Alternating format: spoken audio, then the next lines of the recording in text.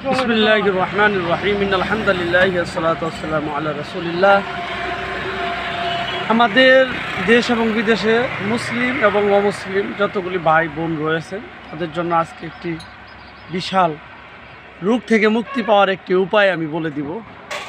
যাদের ক্যান্সার হয়েছে আর কি, ইতিমধ্যে ক্যান্সার থেকে কোনোভাবেই আপনারা মুক্তি লাভ করতে পারতেছেন না, ক্যান্সার থেকে যারা মুক্তি লাভ করতে চাচ্ছেন, প্রচুর পরিমাণে ক্যান্সার হচ্ছে।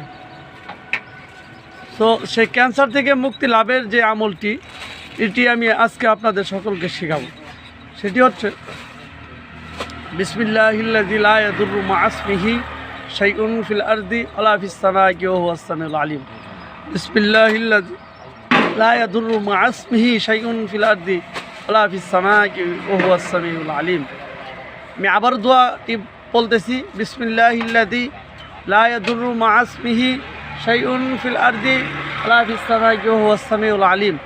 আপনারা যারা সকাল, দুপুর এবং রাত্রে এই আমলটা আপনারা করতে পারবেন, তাদের যত কঠিন ক্যান্সারই হোক, আপনারা ইনশাআল্লাহ আল্লাহ পাক আপনাকে মাফ করবেন, আল্লাহ পাক আপনাকে মুক্তি দান করবেন ইনশাআল্লাহ।